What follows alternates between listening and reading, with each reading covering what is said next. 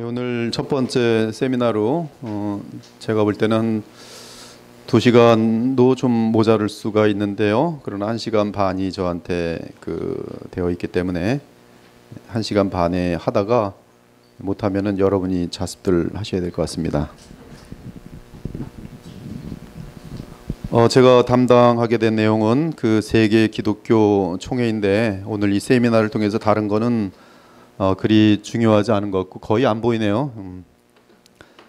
중요하지 않은 것 같고 여러분이 오늘 이 과정을 통해서 그 사랑과 하나됨 그것이 항상 이 교회의 말씀과 믿음의 역사입니다. 믿음이 있다 하고서 하나됨과 사랑을 이루지 못한다면 그 믿음은 단지 교만을 위한 지식일 뿐이지 우리에게 임한 성령의 역사가 아닌 것입니다. 오늘 그 기독교 총회를 한 7개 정도 다룰 텐데요. 여러분들이 상당히 재미난 그러한 내용이 될 것 같아요. 먼저 성경을 사도행전 15장을 보면 제1차 기독교 총회는 예루살렘 총회입니다. 예루살렘 총회. 사도행전 15장 1절에서 31절을 제가 같이 설명해 드리겠어요. 이거 안 보이셔도 돼요. 그냥 성경을 보시면 되겠어요. 성경을.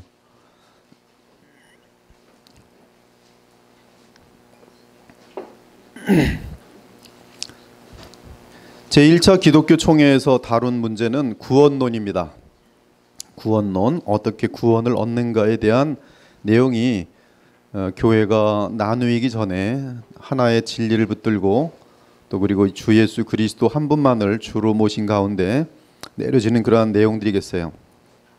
사도행전 13장 제가 읽고 한 절씩 설명을 하도록 하게요. 사도행전 15장 구원론에 대한 제1차 기독교 총회는 예루살렘 총회이다. 여러분들이 마음속에 새기시고요. 어떤 사람들이 유대로부터 내려와서 형제들을 가르치되 너희가 모세의 법대로 할례를 받지 아니하면 능히 구원을 받지 못하리라 하니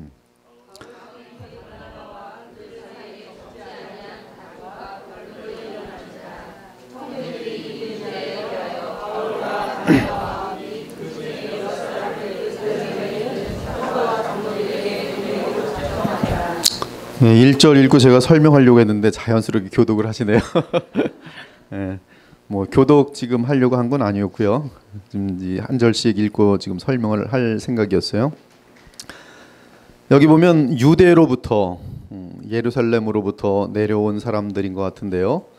네, 그 사람들이 지금 이 형제들을 가르쳐서 모세의 법대로 할례를 받지 않으면 능히 구원을 받지 못하리라. 그래서 그 할례를 받아야 구원을 얻는다는 문제를 제시합니다.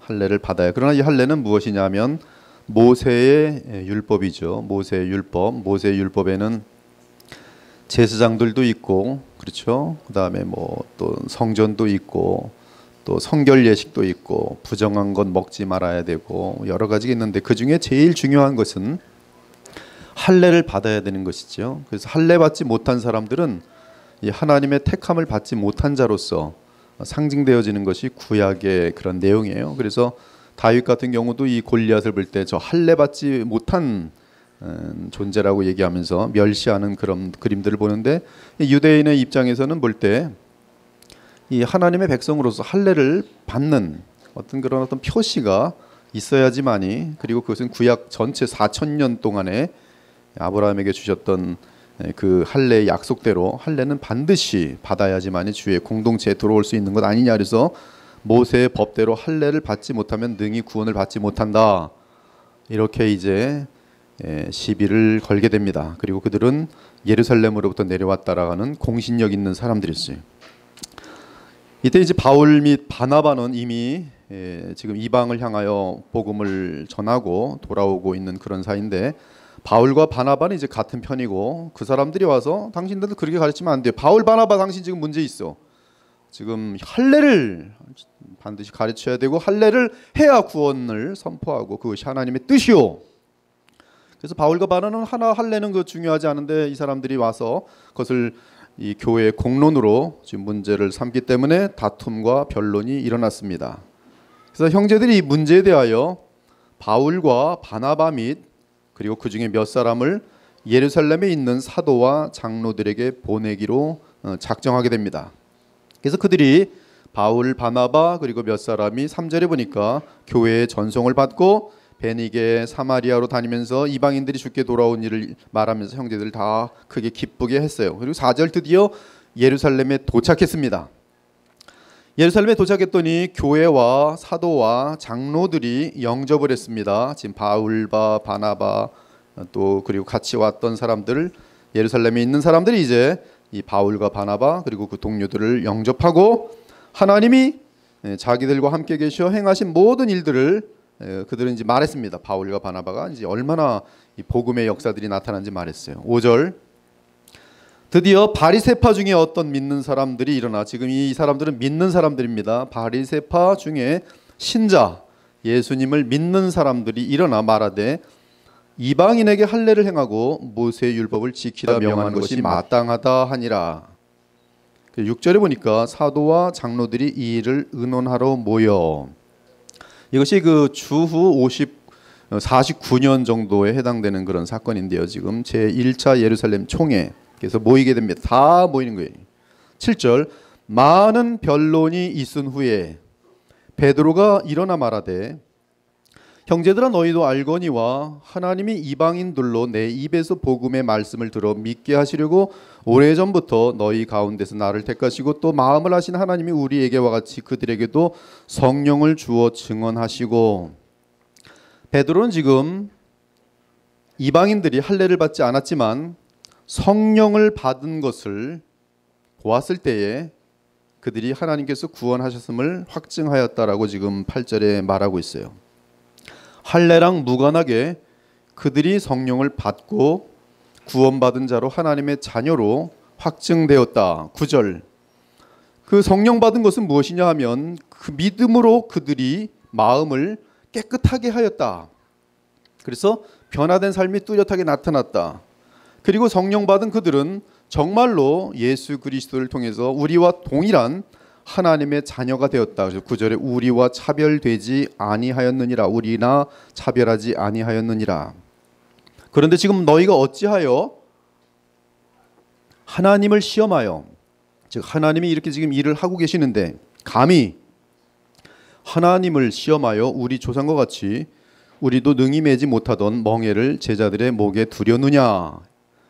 11절 그러나 우리는 그들이 즉 이방인들이 우리 유대인들과 유대인 그리스도인들과 동일하게 주 예수의 은혜로 구원받는 줄을 믿노라. 이것이 이제 베드로의 결론입니다. 예수님의 수제자 베드로가 내린 결론이었어요. 우리는 그들이 이방인들이 우리와 동일하게 주 예수의 은혜로 구원받는 줄을 믿노라. 이것이 제1차 예루살렘 총회의 결론입니다.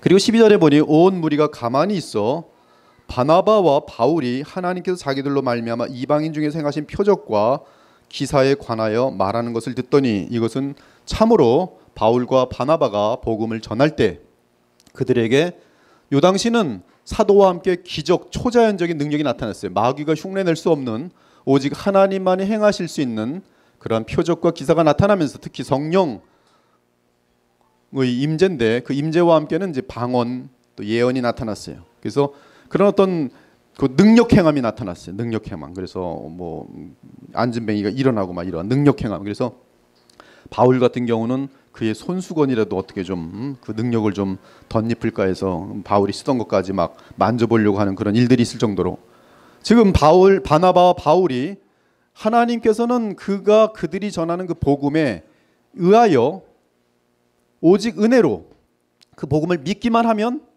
그들을 하나님 자녀 삼으시고 주의 백성 삼으셨다는 그런 뚜렷한 이 표적이라는 것은 그 기적을 통하여 하나님이 확증해 주시는 메시지화되는 이들의 메시지를 증거하는 그러한 것이거든요. 그래서 이것에 대해서 말하는 것을 듣더니 다 말을 마치며 야고보는 그 당시 예루살렘 총회 총회장입니다. 총회. 지금 모든 기독교의 가장 대표예요. 예수님의 동생이죠. 야고보가 대답하여 이르되 결론을 내립니다. 형제들아, 내 말을 들으라. 하나님이 처음으로 이방인 중에서 자기 이름을 위할 백성을 취하시려고 그들을 돌보신 것을 시므온이 말하였으니 선지자들의 말씀이 이와 일치하도다. 그리고 이제 이 내용이 뭐냐면 기록된 바 이후에 내가 돌아와서 다윗의 무너진 장막을 다시 지으며 또 그 허물어진 것을 다시 지어 일으키리니 이는 그 남은 사람들과 내 이름으로 일컬음을 받는 모든 이방인들로 주를 찾게 하려 함이니라 하셨느냐. 지금 야고보는 지금 유다 하나님 나라의 그 구약에서의 남은 자들, 이사야 선지자의 주제죠. 그 렘넌트 구루터기들과 그리고 내 이름을 일컬음을 하는 모든 이방인들로 하여금 주를 찾게 하려 함이 지금 우리로 인하여 지금 성취되었다라고 지금 야고보가 지금 말하고 있어요. 그러면서 결국 믿음으로 말미암아 오직 은혜로 구원받는 것에 대해 지금 못을 내리는 장면입니다. 그것이 지금 이 내용이에요. 즉 예로부터 이것을 알게 하시는 주의 말씀이라 함과 같으니라. 그리고 나서는 이제 믿음은 우리가 믿음으로 구원받고 오직 은혜로만 구원받지만 이방인들 너희들이여 구원 문제는 일단 확증하고 그러나 너희들 지금 잘 모르고 있는 것인데 있는데 다만 우상의 더러운 것, 음행, 목매어 죽인 것 그것이 너무나 지금 만연되어 있기 때문에 피를 멀리 하라고 권면하는 것이 옳다 해서 이제 그 당시는 아직 그 회당이 있었는데 그 회당 모세를 전하는 그런 안식일 회당에서 이 내용들을 읽히도록 하라. 그래서 그 아직 그 유대 교이면서도 이제 예수 그리스도를 믿는 그 사람들을 향해서 이제 정확하게 어떠한 지시가 예루살렘 총회에서 내려지는 장면인 것이. 그래서 22절 이하에 보면 이에 사도와 장로와 온 교회가 그 중에서 사람들을 택하여 22절입니다. 15장 바울과 바나바와 함께 안디옥으로 보내기를 결정하니 곧 형제 중에 인도자인 바사바라 하는 유다와 실라더라. 그래서 바울과 바나바, 유다, 실라 다 이제 또 안디옥으로 가게 됩니다. 그 편지에 붙여 이르되 사도와 장로된 형제들은 안디옥과 수리아와 길리가에 있는 지금 이방 교회들이죠. 이방인들을 예수님의 복음으로 구원하여 모이고 있는 안디옥, 수리와 길리기아. 아마 이 당시는 아직 회당에서 모이고 있었겠죠. 이방인 형제들에게 문안하노라. 24절 들은즉 우리 가운데서 어떤 사람들이 우리의 지시도 없이 자기들 멋대로 나가서 말로 너희를 즉 할례를 받아야 한다고 너희를 혼란하게 한다 하기로 사람을 택하여 우리 주 예수 그리스도의 이름을 위하여 생명을 아끼지 아니하는 자인 우리가 사랑하는 바나바와 바울과 함께 너희에게 보내기를 만장일치로 결정하였노라. 만장일치로 결정하였어요. 이것은 이미 구원은 어떻게 받는가? 오직 믿음으로 받는다. 오직 은혜로 받는다. 그리하여 유다와 실라를 보내니 그들도 이 일로 말을 전하리라. 성령과 우리는 이 욕이란 것들 외에는 아무 짐도. 이 욕이란 것은 무엇입니까? 오직 은혜로 믿음으로 구원받는 것과 그리고 이방인들이 지금 만연되어 있는 세 가지의 삶의 형태들에 대해서 너희들은 항상 삼가라. 이 내용을 너희들이 알고 있으니 이에 삼가라. 그럼 평안하리라. 그들이 작별하고 30절에 안디옥에 내려가 무리를 모은 후에 편지를 전하니 읽고 그 위로한 말을 기뻐하더라. 이것이 예루살렘 총회의 내용입니다. 구원론. 이 내용은 어디서 다뤄지냐면 갈라디아서에서 다뤄져요. 갈라디아서. 다 같이 또 갈라디아서 1장을 보도록 하겠습니다. 갈라디아서 1장 6절에서 10절이에요.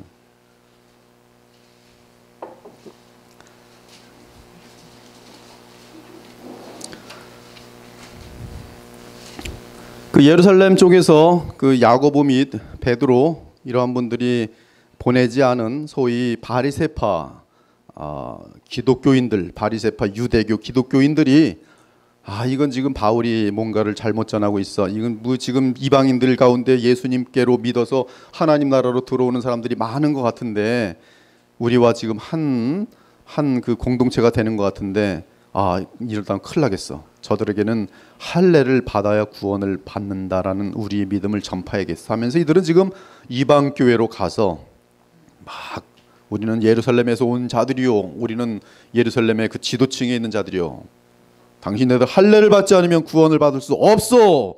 예수님을 믿어도 좋지만 플러스 할례를 받으시오. 적어도 우리가 모세율법을 다 지키라고 말하는 것도 아니에요. 적어도 기본적으로 할례만은 받으시오. 그래야 구원을 받소. 이 내용에 대해서 지금 갈라디아 교회 이방교회거든요. 이방교회 그 사람들이 와서 지금 휘젓고 있었어요. 이때 바울이 갈라디아 교회를 세웠던 이 바울이 이 복음이 갈라디아 교회에 들어온 것을 알고, 거짓 복음이죠. 할례를 받아 구원받는다는 것을 알고 곧바로 아주 굉장히 강한 안부 인사도 없이 써버린 것이 갈라디아서입니다. 그리스도의 은혜로 너희를 부르신 이를 이같이 속히 떠나. 갈라디아 교인들이 예루살렘에서 이 사람들 왔대. 엄청난 사람들인 것 같아. 할례를 받아야 돼. 야, 다 와서 할례 받자. 그래야 우린 구원받을 거야. 이때 바울은 그들에게 편지를 어떻게 썼냐 하면, 그리스도의 은혜로 너희를 부르신 이를 이같이 속히 떠나 다른 복음을 따르는 것을 내가 이상하게 여기노라. 다른 복음이다. 7절이 무서운 것이, 다른 복음은 없나니 다만 어떤 사람들은 지금 지 멋대로 행동하는 바리새파 사람들이죠. 너희를 교란하여 그리스도의 복음을 변하게 하려 함이라. 그러나 예수님 믿고 그것 가지고 부족하고 할례를 받아야 구원받는다라고 말하는 이것은 8절, 그리스도의 복음을 변화시킨 것이고, 그러나 우리나, 바울은 자기까지 포함하고 있어요. 나라 할지라도 지금 우리 바나바는 지금 우리가 다시 마음이 변해서 우리 지금까지 가르쳤던 것도 내가 잘못하는 것 같아. 할례 받는 게 맞고 뭘 플러스 하는 게 맞아. 혹시나 우리가 그렇게 말을 할지라도 우리도 저주받아 마땅하다. 우리나 혹은 하늘로부터 온 천사라도 우리가 이미 너희에게 전한 복음 외에 다른 복음을 전하면 저주를 받을지어다. 전하는 자도 지옥 들어갈 것이고 그렇게 배우는 자도 지옥 들어갈 것이다, 이 말이에요. 구원받지 못합니다. 아브라함의 유업을 받지 못해요. 아브라함의 유업은 영생입니다. 9절, 우리가 전에 말하였거니와, 이것이 얼마나 중요하면 전에도 말하였거니와 내가 지금 다시 말하노니, 만일 누구든지 너희가 받은 것 외에 다른 복음을 전하면 저주를 받을지어다. 이것은 예수 그리스도의 말씀입니다. 이것은 지금 너무나 중대한 말씀이에요. 목사님 보고 할례 좀 더 받으면 구원받는다. 뭐 이렇게 차이가 납니까? 아닙니다. 그걸로 끝나는 거예요. 하나는 지옥이고 하나는 천국이에요. 그렇죠? 만일 누구든지 너희가 받은 것 외에 다른 복음을, 심지어 우리라 할지라도 다르게 전하면 우리도 저주를 받을지니라. 이 말을 하는 것은 지금 내가 사람을 의식하고 사람 중심이 아니라 이 복음을 맡긴 하나님, 또 예수 그리스도 그분을 기쁘시게 하기 위해서 난 충성되게 이 말을 그대로 전한다. 이제 내가 사람들에게 좋게 하랴, 하나님께 좋게 하랴, 사람들에게 기쁨을 구하랴. 내가 지금까지 사람들의 기쁨을 구하였다면 그리스도의 종이 아니니라.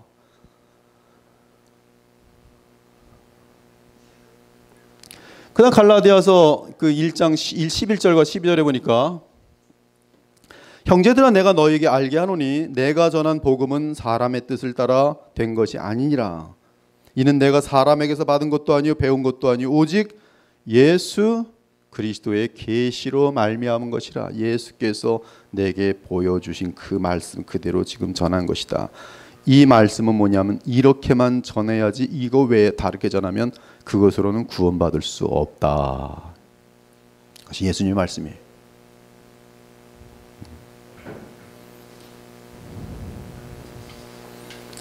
그 다음에 이제 2장으로 넘어가면은, 갈라디아서 2장으로 넘어가면은 2장 1절부터 21절 보면은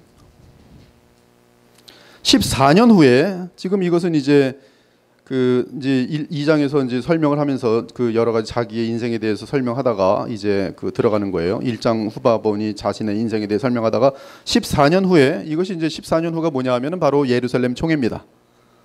내가 바나바와 함께 디도를 데리고 다시 예루살렘에 올라갔더니, 처음에 올라갔을 때 내가 이제 변화됐다라는 거, 다메섹 도상에서 예수 그리스도를, 부활하신 예수 그리스도 영광을 보고 예수님을 만나고 그분의 음성을 듣고 그분이 사명을 주므로 말미암아 나는 변화됐다는 사실을 지금 이 예루살렘에 올라가서 확증받은 것이고, 이제는 14년 후에 다시 올라갔는데 왜 올라가게 됐는가? 바로 사도행전 15장 사건 때문에 올라간 것이. 그래서 14년 후에 내가 바나바와 함께 디도를 데리고 다시 예루살렘에 올라갔나니 계시를 따라 올라가 내가 이방 가운데 전파하는 복음을 그들에게 제시하되. 여기 계시를 따라서는 무슨 말씀이냐? 예수님께서 가라 하신 것이 지금 바울에게 지금 예루살렘으로 가는 거 두려워하지 말고 가라. 그래서 지금 바울은 지금 그 이 율법을 할례를 하면 구원받는다는 아주 이 복잡한 상황 속에서 예수님의 그 지시를 받고 그리고 지금 예루살렘으로 갔어요.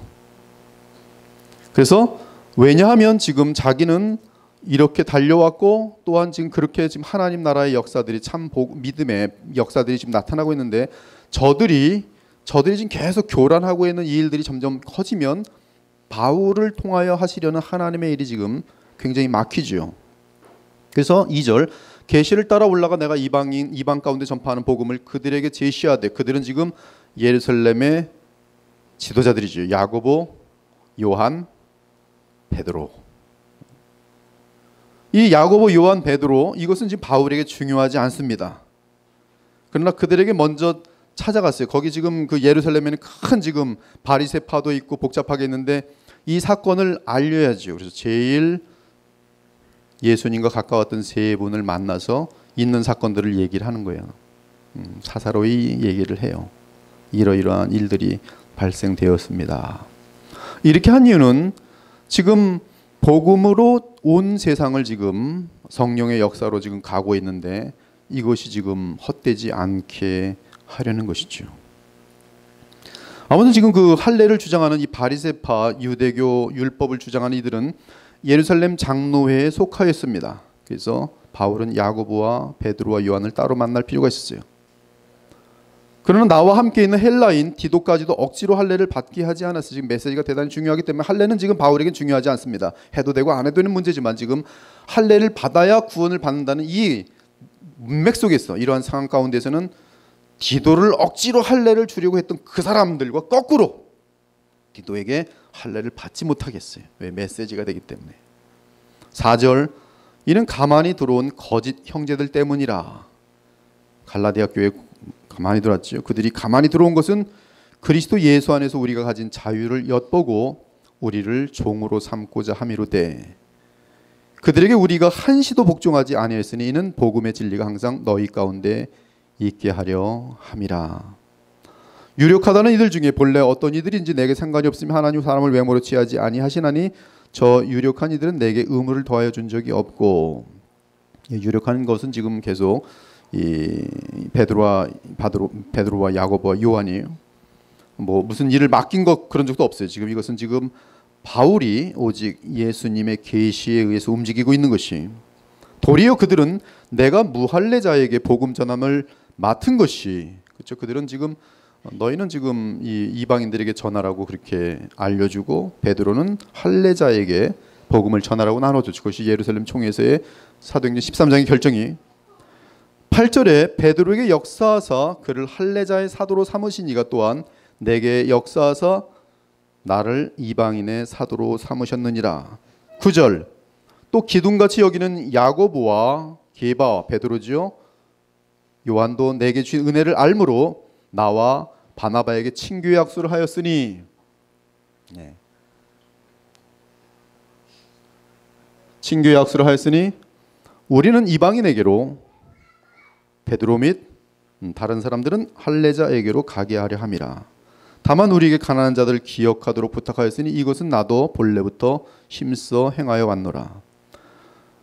놀라운 일은 바울은 이제 게바가 안디옥, 즉 이방 교회에 내려왔을 때 처음에는 안디옥 이 이방인들과 함께 밥을 같이 먹으면서 좋은 척했어요. 그런데 예루살렘에서부터 왔다는 어떤 자들이 딱 도착하자 할례를 주장하는 자들인데 그들이 도착하자 갑자기 이방인들하고 밥을 안 먹은 것처럼 이렇게 행동하는 것이 예수님의 수제자인데, 거기에 대해서 바울은 하나님의 종으로서 게바를 부끄럽게 만듭니다. 왜냐하면 이것은 개인적인 문제가 아니라 이 베드로의 행동이 여전히 할례라는 것이 하나님의 나라와 깊은 관계가 있고 우월적인 그런 어떤 공동체가 되어지는 그런 메시지가 되기 때문에 그것이 전혀 아니라는 사실을 알기 위해서 이것을 공개적으로 이 베드로에 대해서 문책해요.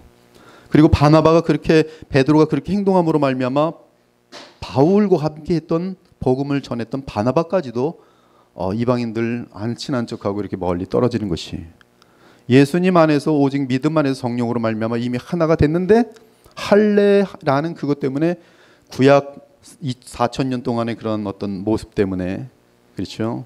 아브라함 때부터 내려온 그 이 마음속에 새겨진 것 때문에 할례 받지 않은 이들하고는 방석에도 앉지 마라, 절대 밥도 먹지 말아야 된다라는 그런 유대교의 풍습에 갑자기 휙 돌아서면서 베드로가 잘못 행동을 하지요.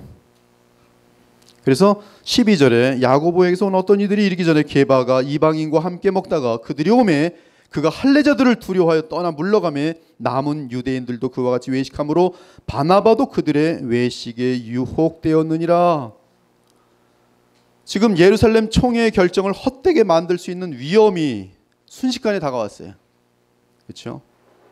유대교의 전통을 따라버리면서 할례 받지 않은 자들과는 동석하지 말라, 레위기 11장 더러운 것과 거룩한 것의 구별이 점점 할례까지 같이 연결되면서 할례 받지 않은 자들하고는 조금 더 연결되지 말라는 그런 관점 속에서 이미 하나님께서 그리스도께서 하나 되게 하신 공동체를 이들은 지금 할례라는 그 풍습으로 지금 반을 가르고 있는 모습이 베드로에게서 나타나고, 이미 할례를 주장하는 사람들이 이미 그러고 있었고 여기에 바나바도 끼고 있었고, 그리고 베드로를 믿는 사람들도 그쪽 편에 서고 있는데 바울이 폭탄을 확 던져버린 것이죠. 이것은 지금 사람의 힘이 아니죠. 지금 바나바가 누군데, 바나바 없었으면은 바울은 지금 예루살렘에 소개도 받을 수가 없어요. 베드로가 누군데, 예수님의 수제자인데요. 근데 바울은 이게 지금 자기 일이 아니거든요. 내 속에 성령에 의해서 하나님 말씀을 전하는 자예요. 거기서 공적으로 실수했기 때문에 공적으로 그 문제를 해결하고 있어요. 14절, 13절 남은 유대인들도 그와 같이 외식함으로, 이게 진실하지 않은 거예요. 바울이 모르는 게 아닙니다. 지금 자기도 모르게. 그러니까 이게 우리가 인간이라는 게 얼마나 연약합니까? 저도 마찬가지고 여러분들도 마찬가지예요. 사람들 분위기, 그러면 이거 아닌 것 같은데 하면서도 이게 맞겠지 하고 넘어가는, 외식함으로 바나바도 그들의 외식에 유혹되었느니라. 14절 그러므로 나는 그들이 복음의 진리를 따라 바르게 행하지 아니함을 보고, 아마 우리 중에는 이때 이 바울을 보면서 싸가지 없는, 감히 그깟 일 가지고, 그럴 거예요.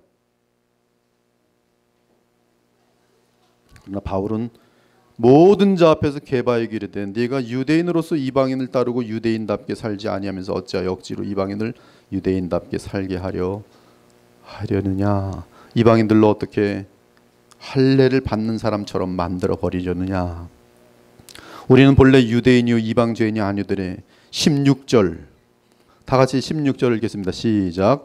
사람이 의롭게 되는 것은 율법의 행위로 말미암음이 아니요 오직 예수 그리스도를 믿음으로 말미암는 줄 알므로 우리도 그리스도 예수를 믿나니 이는 우리가 율법의 행위로서가 아니고 그리스도를 믿음으로써 의롭다함을 얻으려 함이라.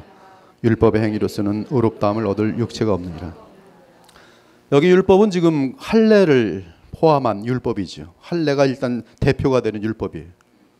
그리고 그 율법 속에는 여러 가지 어떤 정결 예식, 또 날짜 지키는 거, 또 뭐 금식하는 거, 뭐 여러 가지 다 들어 있어요. 물론 그 깊은 중심 속에서는 이제 십계명이 들어 있죠. 그리고 안식일 문제는 이제 예수님 부활 다음부터는 그 안식 후 다음 날로 사람들이 모여지는 그러한 그림 속에 있었어요. 지금 그래서 이 회당에서 모이는 것도 지금 안식 후 다음 날로 모여지는 것이 그 유대교이면서도 크리스찬인 자들의 특성으로 이제 모여지고, 이것이 조금 지나니까 이제 유대인들이 난리를 치면서 저것과 우리는 같은 종족이 아니다라는 것을 이제 구별하게 되면서 유대교하고 기독교는 나뉠 수밖에 없게 되는 것이죠. 초대교회 때. 바로 16절이 사람이 의롭게 되는 것은 어떻게 되는가? 의롭게 된다는 것은 이것은 법적인 그런 근거예요. 사람이 의롭게 되는 것은 어떻게 되는가? 할례를 해야 의롭게 됩니까? 할례를 해야 의롭게 돼요? 지금 바울은 아니라는 거예요. 어떻게 의롭게 되는가? 믿음으로 의롭게 된다. 믿음으로. 예수 그리스도를 믿으면 나는 의롭지 않은데 예수님 덕분에 의롭게 되는 거예요. 이것이 바로 구원입니다. 의롭게 된다는 것은 구원과 지금 연결되는데, 구원은 예수께서 이루신 완전한 의가, 그 의가, 의라는 것은 성경에서는 뭐 이렇게 오염된 의를 말하는 게 아니에요. 모든 성경의 의는 완전한 의를 말해요. 즉 완전한 의, 흠이 없는 의, 하나님 보시기에 받아들일 수 있는 그 의, 그것은 오직 예수님께뿐이 없는데, 내가 의롭게 되는 것은 즉 예수님처럼 그렇게 하나님 앞에서 의롭다함을 받고 그리고 하나님의 유업을 받을 수 있는 것은 오직 믿음으로만 받는다는 것이. 그리고 그 예로 누가 대표적으로 등장시키냐면 바울은 아브라함을 등장시키는 것이. 아브라함도 믿음으로 의롭다함을 받았느니라. 아브라함이 의롭는가? 의롭지 않다는 거예요. 그러나 그를 하나님께서 유업을 주신 것, 영생을 주시고 영원한 땅을 약속하시면 그에게 그의 말씀에 대한 믿음, 그리고 그 말씀에 대한 믿음은 궁극적으로 하나님의 아들 예수 그리스도를 통한 구원. 16절은 대단히 중요하죠. 17절, 만일 우리가 그리스도 안에서 의롭게 되려 하다가 죄인으로 드러나면 그리스도께서 죄를 짓게 하는 자냐? 결코 그럴 수 없다는 거예요. 복음에 대한 믿음으로 의롭게 되는 것이 율법, 음식법이나 할례나 이런 것에 의해서 죄를 지은 것이 드러난다면, 즉 복음으로 의롭게 되었고 지금 할례를 할 필요가 없었어요. 근데 할례를 받아야 주장한다는 사람은 뭐예요? 너희들은 아직도 할례를 받지 않았으니까 죄를 지은 것이다. 이들은 지금 이미 믿음 안에서 의롭다함을 얻었는데 할례라는 것을 전제하면서 할례를 받지 않으면 당신 아직 죄 지은 상태야 라고 말한다면 이들을 의롭게 하신 예수 그리스도의 역할을 헛되게 하는 거예요. 그리스도께서 죄를 짓게 하는 자냐? 할례를 하지 못하게 한 것이, 할례를 더 이상 필요 없게 만든 것이 죄를 지은 거냐? 너희들은 지금 할례해야 구원받는다 하지만 이 일은 지금 누가 시킨 거란 말이에요? 예수님이 시킨 거예요. 너희대로 말하면 지금 누가 죄 짓고 있는 거예요? 예수 그리스도가 죄 짓고 있는 거냐? 그럴 수 없느니라. 또한 바울 자신이 할례를 죽도록 외치던 자였어요. 만일 내가 헐었던 것을 맞아, 니들 맞아, 나 다시 돌아갈게, 할례 그쪽으로 하자 하면 내가 나를 스스로 범법한 자로 만드는 것 아니냐. 즉 할례를 행하지 말아도 구원받는다고 말한 나는, 내가 만약에 너희처럼 할례를 받아 구원받는다고 하면 내가 지금까지 전한 나를 범법한 자로 만드는 것 아니겠느냐. 할례 필요 없음, 그것은 하나님의 뜻이다 라고 지금 못을 받고 있는 것이. 바울은 구약의 옛 언약을 지키는 유대교에 속하여 있었지만 새 언약을 알게 되었고, 그 새 언약은 바로 예수 그리스도의 십자가의 보혈, 곧 그리스도를 믿음으로 의롭게 되는 것과 또한 거룩하게 되는 것을 알게 됐어요. 여기 지금 갈라디아서는 지금 의에 대해서 말하지만 히브리서는 믿음으로 우리가 거룩하게 된다고 되어 있어요. 믿음으로 하나님의 거룩함이, 거룩한 마음의 역사가 우리에게 임한다고 되어 있어요. 그러나 그것을 알기 전에 먼저 알아야 되는 건 객관적인 의. 그 객관적인 의가 내게 하나님이 오실 때 나의 것으로 간주되어진 것은 내가 예수님과 믿음으로 연합할 때 결혼하는 것처럼 되어서 그분이 이루신 완전한 의가 나의 것으로 되어지는 것. 이것을 마틴 루터는 바로 칭의라 하는 것, 의롭다 함을 얻는 것. 내 의가 아닌 외부에 있는 의가 내게로 넘어오는 것. 그것은 어떻게 넘어오는가? 믿음은 곧 요한복음 1장 12절에 보니 곧 그분을 영접하는 것. 영접하는 것은 곧 새 언약 안에서 그분을 받아들이는 것. 그것에 의해서 예수님의 의가 내게 넘겨온 것으로 그렇게 시스템을 만드신 것이 새 언약으로서 하나님은 누구든지 어떠한 죄인이든지 예수 그리스도를 영접하고 곧 그를 믿으면 오직 그것만으로, 이 믿음도 사실은 유다서에 의하면 하나님이 보내신 그런 은혜지요. 그래서 오직 은혜만으로 우리가 구원 얻는 줄을, 의롭다함을 얻는 줄을 성경은 확실하게 선포하고 있는, 이것이 제1차 예루살렘 총회의 내용인 것이. 그래서 19절에 보니까 2장 19절, 내가 율법으로 말미암아 율법에 대하여 죽었나니 이는 하나님에 대하여 살려 함이라.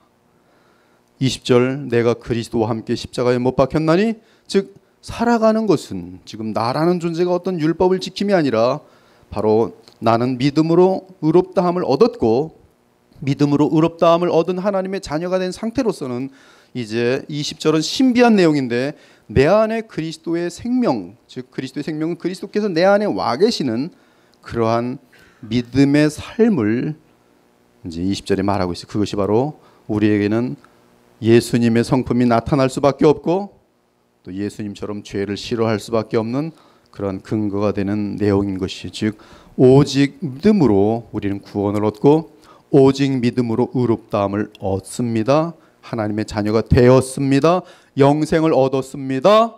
그런데 그 영생을 얻은 삶은 무엇인가? 그리스도께서 내 안에 사시는 믿음의 삶의 연속인 것이.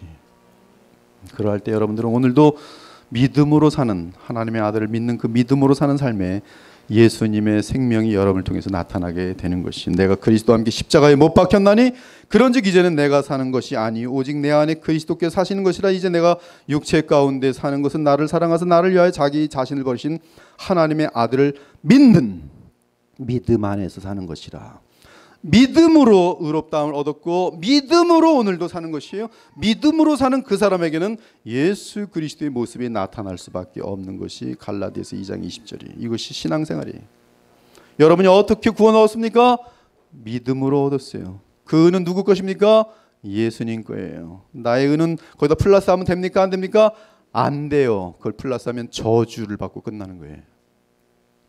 오직 예수님의 의만이 나의 모든 것이, 그것이 구원의 영원한 근거고, 그래서 주님을 믿음으로 연합함으로 우리가 결혼하면 부자랑 결혼하면 부자의 재물이 다 우리에게 넘어오는 것처럼 예수님과 연합하면, 예수님과 새 언약 가운데 관계가 맺어지면, 즉 유니온 위드 크라이스트, 그리스도와 연합하면 그분의 의는 내 것이 되고, 그러므로 나는 주님 보시기에 의로운 자로 간주되어지고, 그리고 이제는 의로운 삶이 시작되는 이유는 내 안에 그리스도의 생명이 와 있기 때문에 그 주님의 의를 따라서 우리도 마음으로부터 하나님의 말씀을 지켜내게 되는 것이라 이거예요.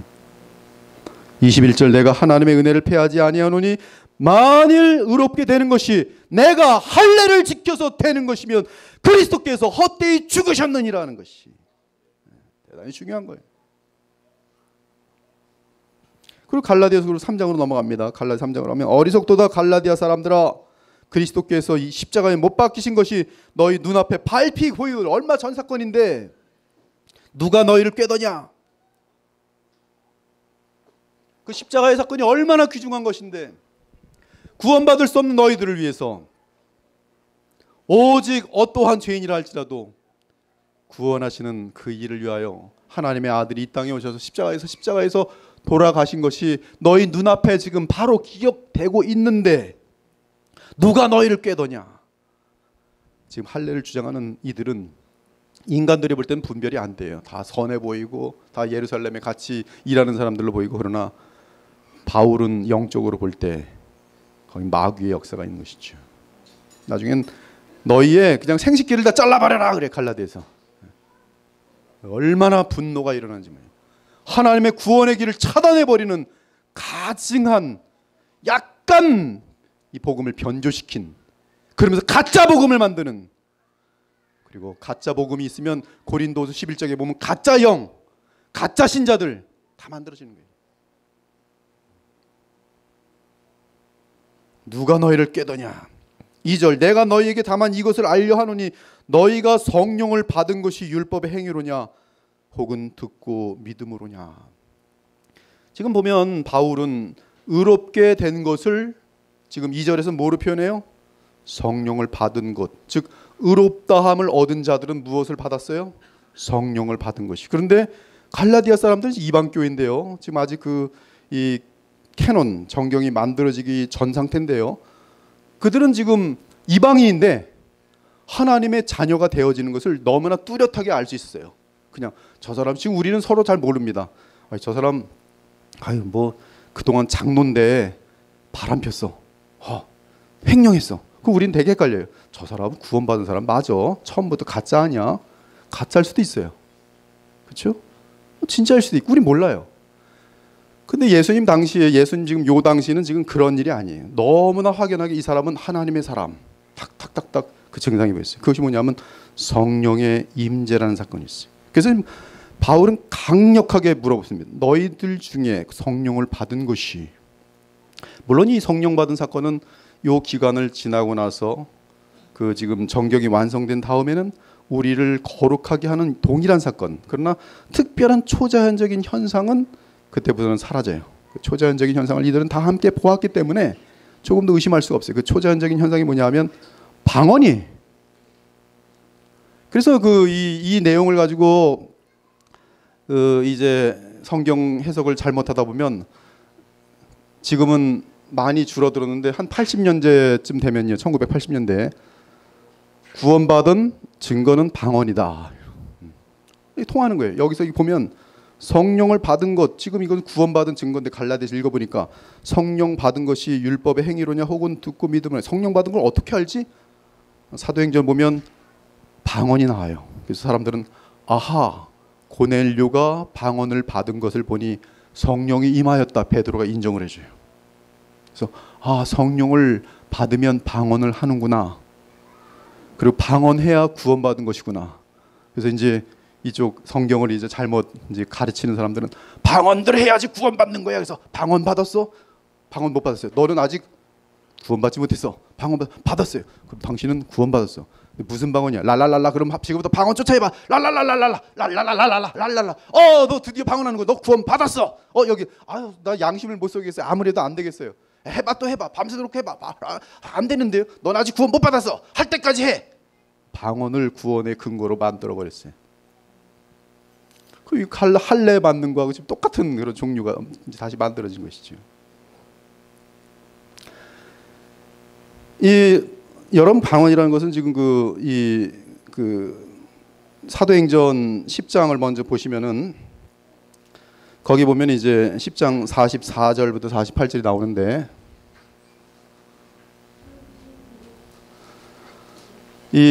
그 당시에 보면은 선지자도 있고요, 사도도 있어요. 직분에. 고린도 전서 12장을 보면은 사도 직분, 선지자 직분이 있어요. 선지자라는 존재는 뭐냐면 예언을 하는 사람들이에요. 예언을. 근데 지금 여기 선지자는 구약의 선지자들이 아닙니다.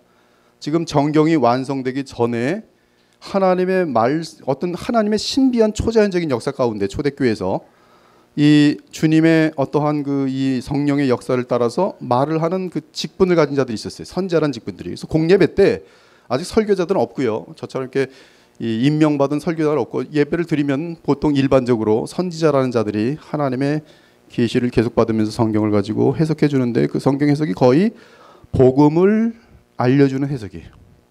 구약의 모든 뜻들이 바로 예수 그리스도를 증거하기 위함입니다. 그래서 예수님의 십자가를 믿으셔야만이 여러분이 구원을 얻으며 복음에 대한 정확한 제시를 할 수 있도록 바르게 성경을 해석하도록 선지자들이 일어나서 하나님 말씀을 받아서 해석해 주고 있었어요. 그리고 그들 중에는 또 방언하는 자들이 있었는데, 방언하는 자가 생기면 이 사람하고 그러면 또 질서 있게 방언을 이 사람 저 사람하고 통역하는 사람이 있어서 또 통역을 하면 그 방언과 통역은 마치 선지자의 신분을 가진 자가 예언을 하는 것과 똑같은 효력으로 그들에게 성경을 바르게 해석해주고, 이것이 하나님의 뜻입니다. 그래서 그들은 지금 공예배 때 모여 있으면서 예배를 드리다가 이 구약의 이 말씀이 이런 뜻이었구나, 예수님과 이렇게 연결되는구나라고 알 수 있었어요.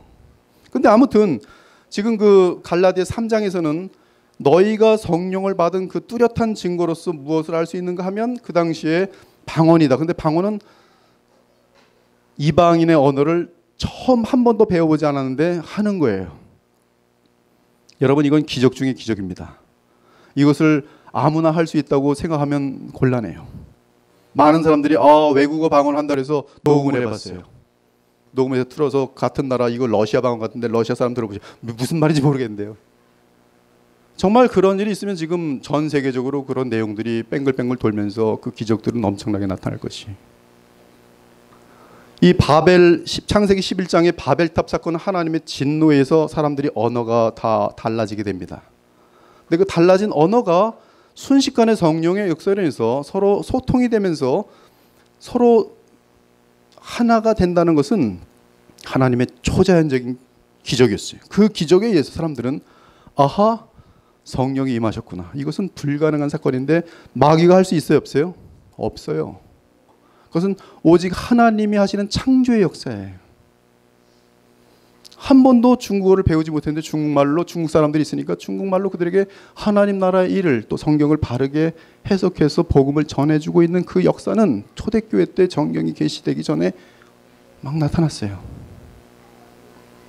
그리고 그것뿐만이 나타난 게 아니라 능력 행함이 나타났어요. 뭐 엄청난 마귀가 할 수 없는 그런 능력들이 하나님의 종들에게 나타나고, 그래야지만이 성령의 사람들, 구원받은 사람들이 뚜렷하게, 누구도 흉내낼 수 없어요. 가짜들이 와서 흉내내면 큰일 나잖아요. 교회 다 무너지는데, 정확하게 이들은 성령으로 지금 거듭난 하나님의 백성들임을 알 수 있도록 되어 있었어요. 그래서 사도행전 10장도 그렇고 11장도, 거기 직접 한번 성경을 찾아보시면 좋을 것 같은데, 사도행전 10장을 보면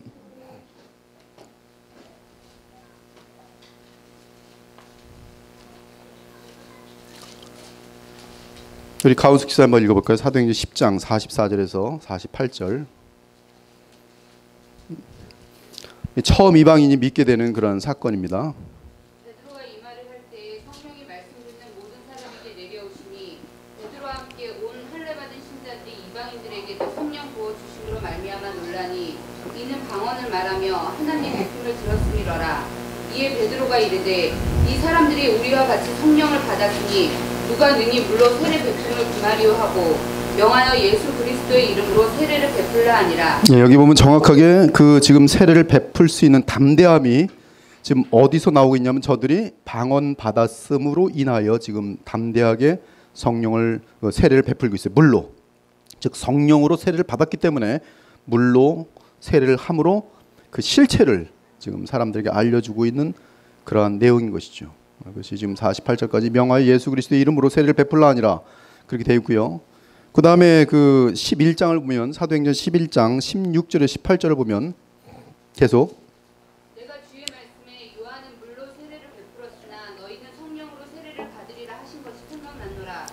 그런즉 하나님이 우리가 주 예수 그리스도를 믿을 때에 주신 것과 같은 선물을 그들에게도 주셨으니 내가 누구에게 하나님을 능히 맡겠느냐 하더라. 그들이 이 말을 듣고 잠잠하여 하나님께 영광을 돌려 이르되, 그러면 하나님께서 이방인에게도 생명 얻는 회개를 주셨도다 하니라. 예, 지금 이것은 지금 완전한 기적의 방언이에요. 장난하는 그런 것들은 안 됩니다. 정말 완전한, 누가 봐도 이것은 인간이 할 수 없고 마귀가 할 수 없는 하나님의 초자연적인 역사가 나타나므로 지금 조금도 의심 없이 지금 이들은 지금 우리와 동일하게 하나님의 백성이 되었음을 지금 증거하고 있는 사건이. 그리고 다 같이 아무도 할 말이 없다. 따질 수가 없어요.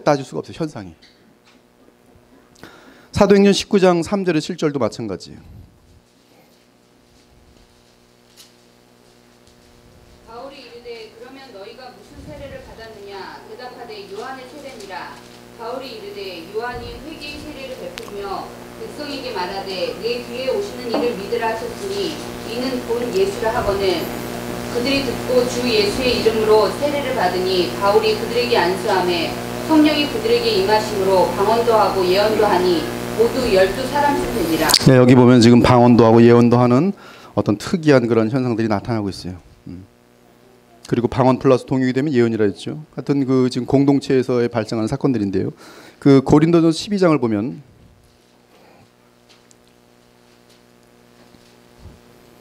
(28절부터) 31절.